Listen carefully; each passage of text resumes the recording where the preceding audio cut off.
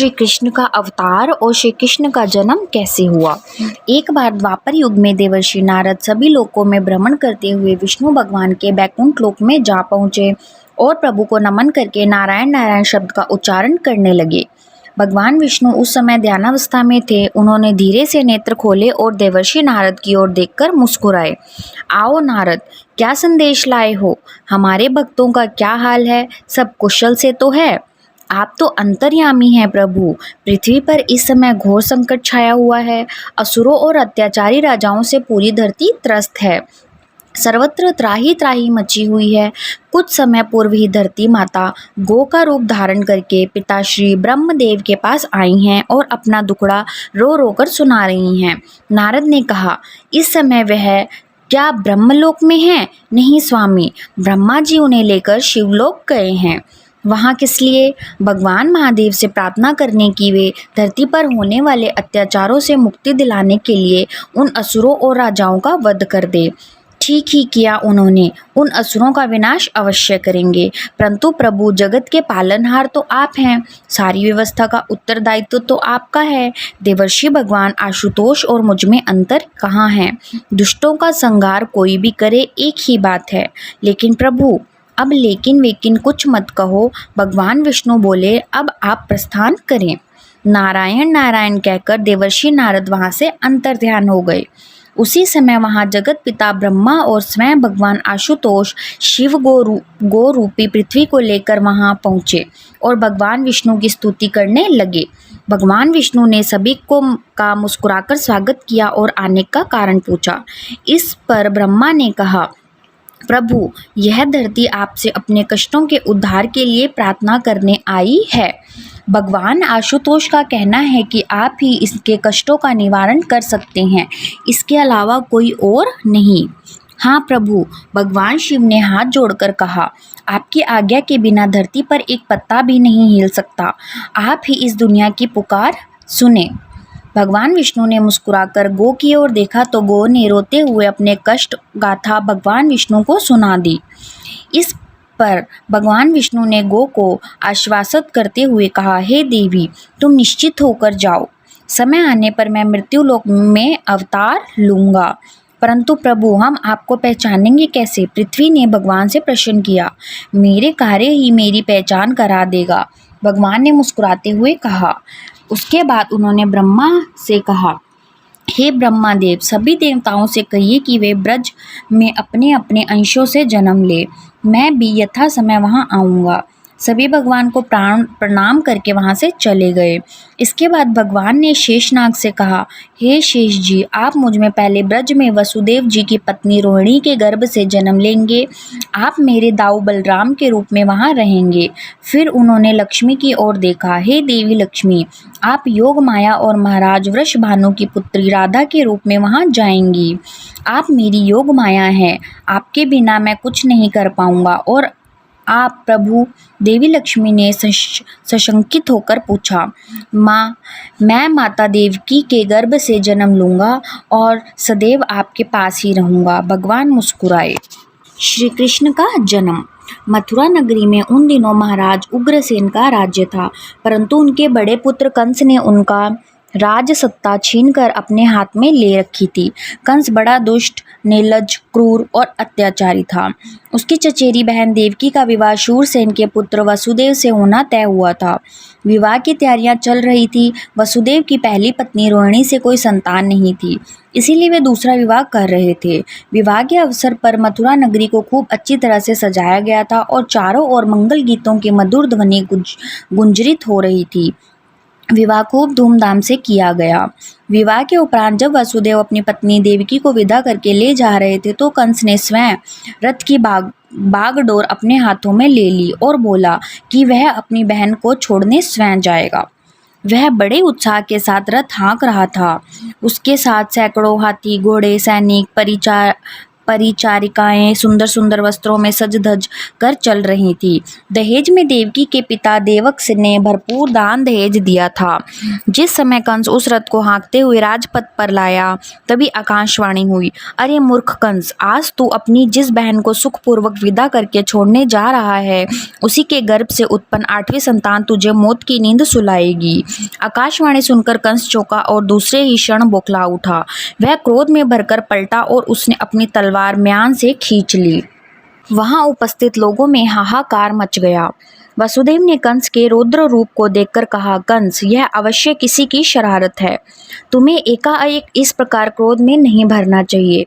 पहले पता लगाओ कि ऐसा करने वाला कौन है। कंस ने वहां उपस्थित लोगों की ओर देखा और चीखकर बोला, किसने कहा है यह सब?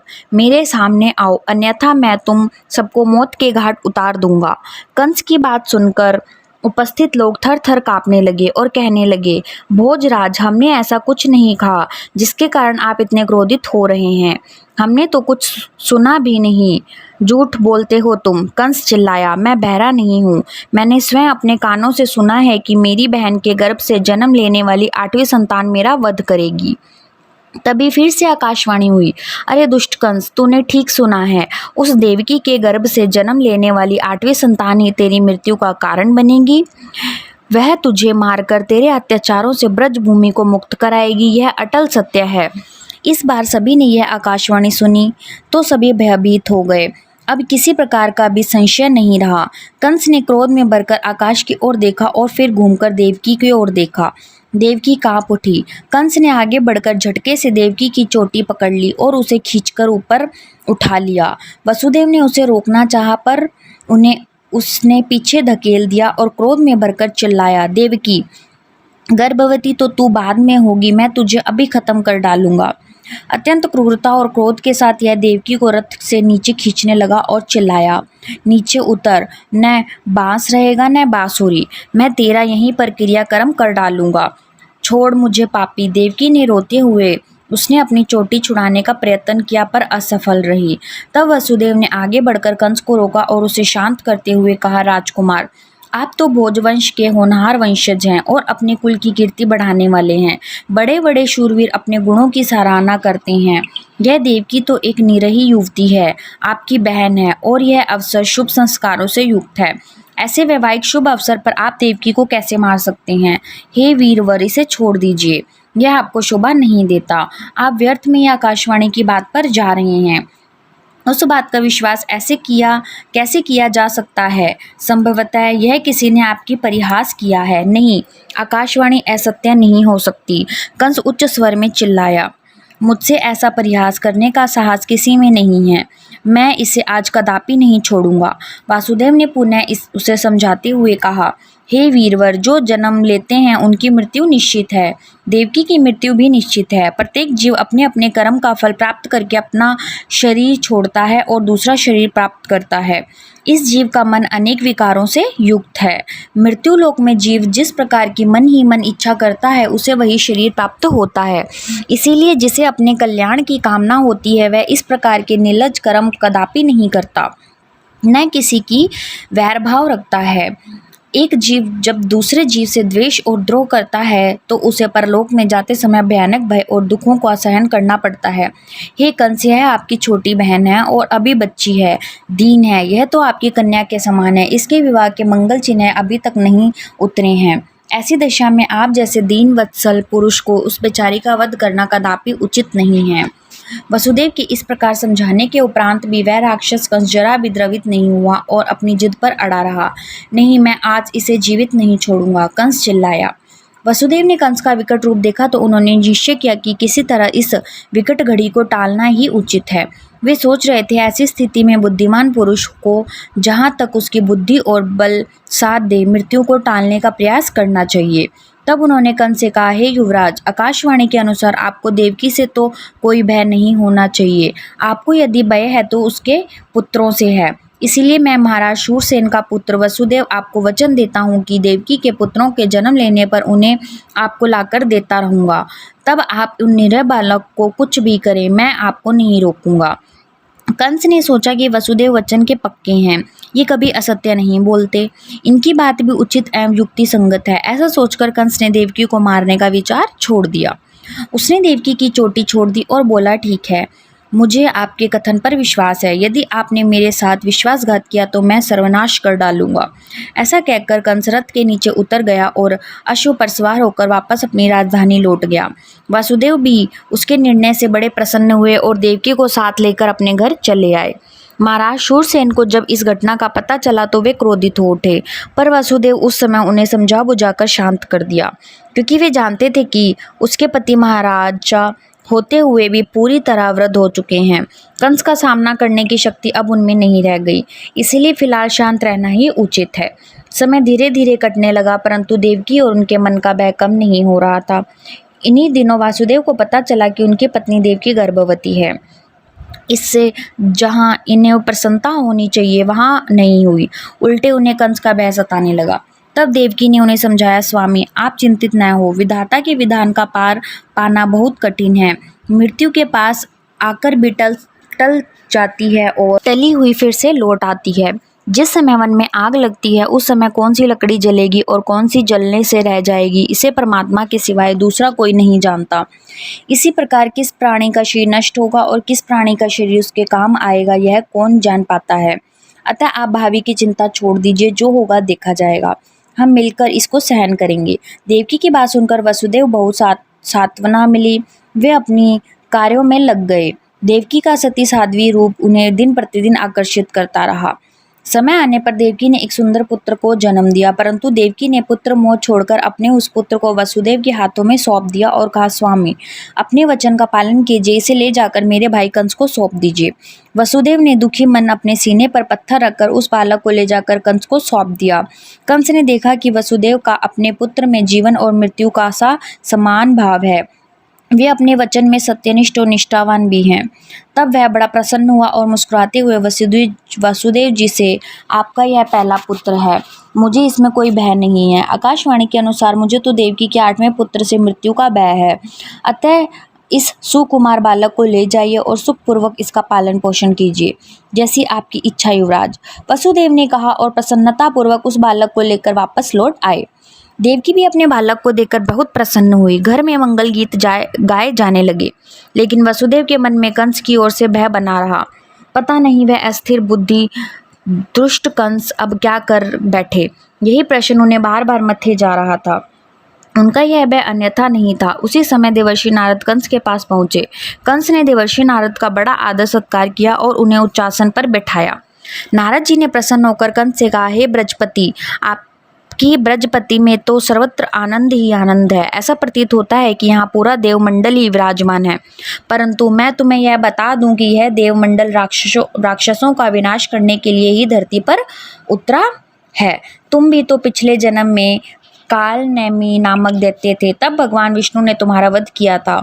संभवतः वे इस जन्म में भी तुम्हारा वध करने के लिए देवकी के गर्भ से जन्म लेने वाले हो। क्या तुम आकाशवाणी को भूल गए?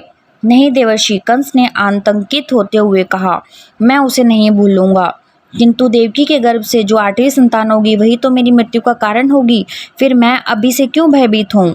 तुम बहुत भोले हो कंस, नारद जी ने हंसते हुए कहा, कभी तो अपनी बुद्धि का प्रयोग किया करो। यह कहकर नारद जी ने अपनी झोली में से एक कमल का एक पुष्प बाहर निकाला और उस कंस की ओर करके कहा, लो इसमें से गिनो कि 8वीं पत्ती कौन सी है। कंस ने फूलों को हाथ में लेकर गिना, पर हर बार 8वीं पत्ती बदल जाती थी। वह परेशान होकर नारद जी की ओर देखने लगा।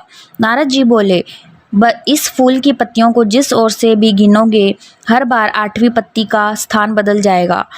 तब तुम यह कैसे कह सकते हो कि देवकी के गर्भ से उत्पन्न उसकी 8वीं संतान कौन सी है?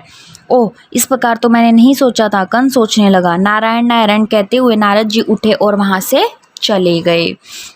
उनके जाते ही कंस ने अपने विश्वस्त अश्वारोही वसुदेव के घर की ओर दौड़ दिए और उनसे कहा, देवकी के पुत्र को लेकर आओ। लेकर ही वापस लौटना। अश्वारोही वसुदेव के यहाँ पहुंचे और बलपूर्वक उनके पुत्र को छीनकर वापस कंस के पास ले आए। कंस ने अत्यंत क्रूरता के साथ उस बालक को अपने सिर के ऊपर तक उठाया और पूरी शक्ति के साथ उसे पत्थर की और भारी शिला पर पटक कर मार डाला।